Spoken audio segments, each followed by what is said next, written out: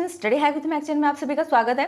जैसे कि इससे प्रीवियस वीडियोस में हमने लीनियर अलजेब्रिक इक्वेशंस को सोल्व करने के टू टू थ्री मेथड्स को कवर कर लिया, जिसके अंदर हमने Gauss elimination method, triangularization method में टू मेथड्स से different Doolittle and Crout triangularization method.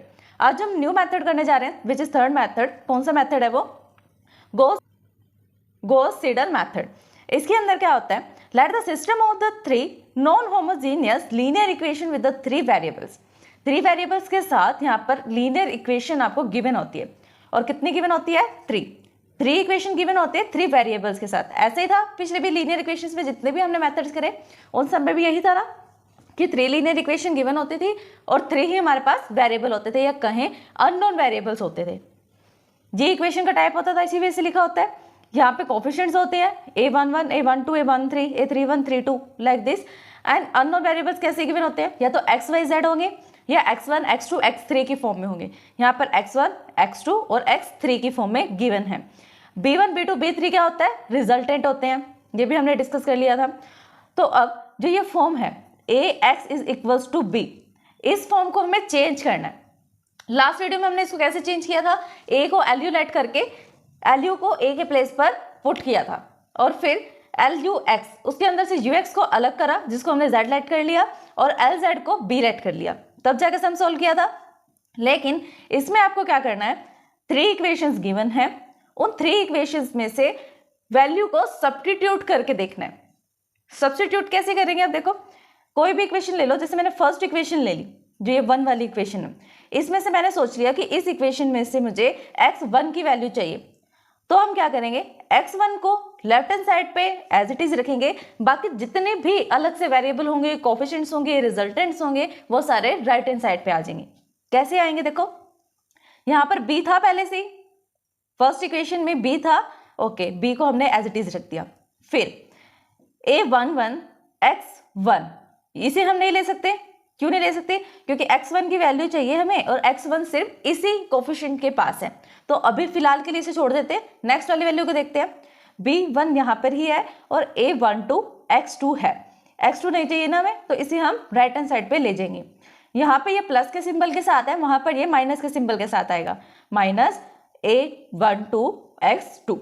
अब a13 x3 गिवन है, ये भी हमें नहीं चाहिए ना, क्योंकि हमें सिर्फ ओनली x1 की वैल्यू चाहिए। तो इस वाली इक्वेशन को भी हम कहाँ ले जाएंगे? राइट हैंड साइड पे ले जाएंगे। और कैसा सिंबल आएगा? यहाँ प्लस है तो राइट में लेके जाने के बाद माइनस का सिंबल आएगा, माइनस a13 x3। अब क्या चीज बची है? अब सिर्फ हमारे पास ये वैल्यू बची है a11 x1। लेकिन इस x1 के साथ तो इसका कोफिशिएंट भी है, कोफिशिएंट को भी रिमूव करना पड़ेगा।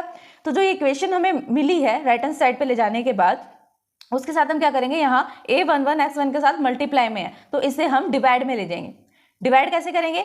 1/a11 लिख देंगे और x1 लेफ्ट हैंड साइड पे एज इट इज रहेगा। इतना समझ में आया कि फर्स्ट वाली जो इक्वेशन बनी है वो कैसे बनी है। अब नेक्स्ट वाले पे मूव करते हैं। x1 की वैल्यू जो है वो इस इक्वेशन में पुट करने से निकल जाएगी ना। फिर अब नेक्स्ट वाली को देखो, x2 निकालना है। x2 वाली इक्वेशन, सेकेंड इक्वेशन में देखो x2 कहाँ पर है? इस इक्वेशन के पास है, तो इसे थोड़ी देर अभी रेस्ट पे छोड़ दो, इसी वेटिंग लिस्ट पे छोड़ो।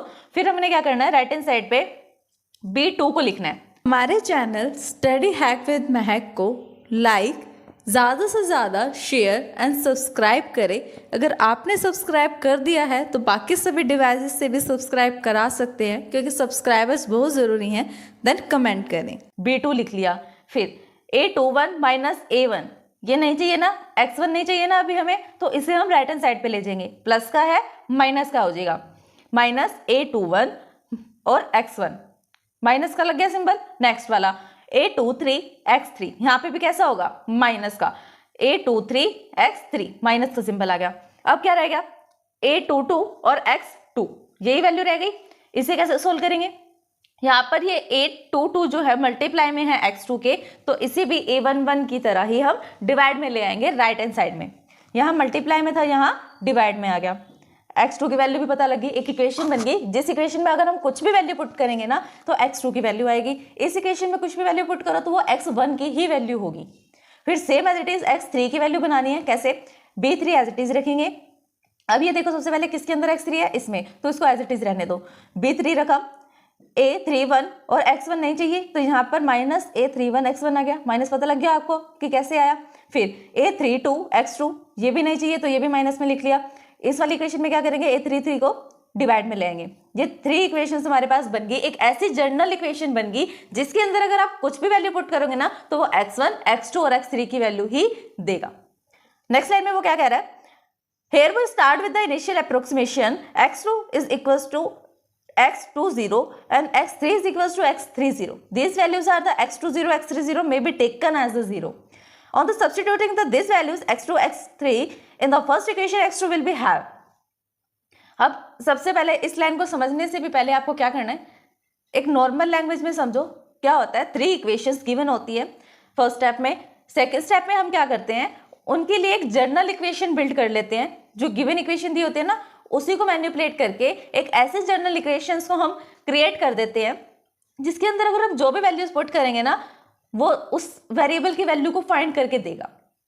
थर्ड स्टेप में हमने क्या करना होता है, आइट्रेशंस पे वर्क करते हैं। Iteration number 1, iteration number 2, iteration number 3, इस वजह से। और कब तक हम आइट्रेशंस को लगाएंगे, जब तक x1, x2 और x3 की वैल्यू सेम आइट्रेशन में सेम नहीं आ जाती। सपोज करो कि आप फोर्थ आइट्रेशन पे चल रहे हो और फोर्थ वाले आइट्रेशन पे x1, x2 और x3 की वैल्यू लगभग अप्रोक्सीमेट में सिमिलर आ रही है, तो हम क्या कहेंगे, उसको स्टॉप कर देंगे, आइट्रेशंस को स्टॉप कर देंगे और कहेंगे अप्रोक्सीमेशन में आंसर ये आ रहा है। लेकिन अप्रोक्सीमेट भी आंसर सिमिलर आना चाहिए, थोड़ा बहुत डिफरेंस चलेगा लेकिन ज्यादा डिफरेंस नहीं होना चाहिए। अगर आप कहो कि x1 की वैल्यू 9.8 है और x2 की वैल्यू 0.003 है तो बहुत ज़्यादा डिफरेंस हो गया ना, इस पे आप आइट्रेशन को स्टॉप नहीं कर सकते, आपको और आइट्रेशंस लगानी पड़ेगी। जब तक आइट्रेशन लगाते रहोगे, कब तक, जब तक आपको वैल्यू जो है सेम नहीं मिलती अननोन वेरिएबल्स की। तो आइट्रेशन स्पेस में हम वर्क करते हैं मोस्टली। आप जब तक देखोगे 4th, 5th या 6th, हार्डली 6th वाली जो आइट्रेशन होती है उस तक आंसर सिमिलर बन जाता है। अब उसको आइट्रेशन में पुट करने का स्टेप क्या होता है वो देखो। सबसे पहले हम क्या करते हैं, x1 की वैल्यू लेते हैं। x1 की वैल्यू लेंगे, जब हमने x1 की वैल्यू ली उस टाइम तक हमें x2 और x3 की वैल्यू नहीं पता था कि उसकी वैल्यू क्या पुट करनी है, इसलिए हम क्या करते हैं, x2 और x3 को 0 लेट कर लेते हैं कि x2 0 है और x3 भी 0 है। फर्स्ट वाली इक्वेशन में जब आप x2, x3 की वैल्यू पुट करोगे वहां x1 की वैल्यू मिल जाएगी ना। फिर x की जगह पर आप x1 आइट्रेशन में फर्स्ट आइट्रेशन की वैल्यू पुट करो और साथ में y की वैल्यू पुट कर रहे हो ना, तो y को आप 0 नहीं रखोगे इस टाइम पे ओनली z 0 रहेगा और x वाली वैल्यू जो पहले हमने वैल्यू निकाली थी वो रहेगी। इसके अंदर हम करते क्या है, आइट्रेशन 1 में हम x1 की वैल्यू सबसे पहले फाइंड करते हैं, फिर नेक्स्ट वाले वैल्यू पुट करी, उससे नेक्स्ट में करी, फिर नेक्स्ट में करी, न्यू आइट्रेशन स्टार्ट कर दी, फिर प्रीवियस जो आइट्रेशन की वैल्यू थी उसको यूज किया, नेक्स्ट वाले में पुट करी, फिर नेक्स्ट वाले में पुट कर दी। इस वजह से चलता है इसके अंदर प्रोसेस। अब जो ये इक्वेशन कह रही है, ये लाइन क्या कह रही है कि जो स्टार्टिंग वैल्यूज होती है वो कहाँ से स्टार्ट होती है, x2 और x3 को हम 0 टिक कर लेते हैं, ये मैंने आपको पहले बता दिया। फिर हम सब्स्टिट्यूट कर देते हैं फर्स्ट इक्वेशन में। फर्स्ट इक्वेशन कहाँ से स्टार्ट हो रही है, x1 से, तो x1 की वैल्यू हम सबसे पहले फाइंड करेंगे। हमारे चैनल स्टडी हैक विद महक को लाइक, ज़्यादा से ज़्यादा शेयर एंड सब्सक्राइब करें। अगर आपने सब्सक्राइब कर दिया है तो बाकी सभी डिवाइसेस से भी सब्सक्राइब करा सकते हैं क्योंकि सब्सक्राइबर्स बहुत ज़रूरी हैं। देन कमेंट करें। x1 की वैल्यू कैसे फाइंड होगी, देखो आप सबसे पहले फर्स्ट इटरेशन चला रहे हो ना, किसके लिए, x1 के लिए, तो x1 तो आप एज इट इज रखो, लेकिन इटरेशन फर्स्ट है तो इसके पावर में ऐसे ब्रैकेट लगाकर 1 लिख दो, जिससे आप आइडेंटिफाई कर सकते हो कि x1 के लिए आप आइट्रेशन चला रहे हो और आइट्रेशन नंबर वो 1 है। इज इक्वल्स टू, ये वही इक्वेशन है ना, जर्नल इक्वेशन जो हमने बनाई थी, इसके अंदर हमें वैल्यू पुट करनी है। यहाँ पर जो x2 है और x3 है इसे 0 ऐड कर लेंगे, तो ये दोनों वैल्यूज तो 0 होगी अपने आप ही। b2 और ये वाली वैल्यू रह गई, इसे आप सोल्व करो, x1 की वैल्यू आ जाएगी। फिर जो x1 की पावर 1 की वैल्यू जो आएगी वो आप नेक्स्ट वाले इक्वेशन में पुट करोगे। x1 को x1 का 1 लेकर चलोगे और x3 को 0 लेकर चलोगे, सेकेंड इक्वेशन में पुट करो। फिर x2 का यहाँ पे कोई मैटर नहीं रहेगा क्योंकि आप x2 की वैल्यू ले रहे हो, तो आप 0 नहीं पुट कर सकते। अगर आप पहले से कहते हो कि 0 है तो आप वैल्यू निकालने का तो बेनिफिट नहीं रहा, ना ही हमें वैल्यू मिलेगी। तो जिसकी वैल्यू निकालनी है उसे आप 0 नहीं रख सकते और उसकी प्रीवियस वैल्यू को भी यूज नहीं कर सकते। फिर a11 b2, यहाँ पर हमने x1 वाली वैल्यू पुट करी, यहाँ पर x1 और x2 की वैल्यू मिली। x1 की फर्स्ट इटरेशन वैल्यू और x2 की फर्स्ट इटरेशन वैल्यू को x3 की फर्स्ट इटरेशन वैल्यू को निकालने के लिए पुट करेंगे, यहाँ से वैल्यू निकल जाएगी and the so on. As soon as a new approximation for the unknown variable found it immediately choose to the next step. जैसे आप नेक्स्ट वाली वैल्यू को फाइंड करना चाहते हो ना अननोन वेरिएबल के लिए, तो आपको इमीडिएटली नेक्स्ट वाले स्टेप में प्रीवियस वैल्यू को पुट करना पड़ेगा.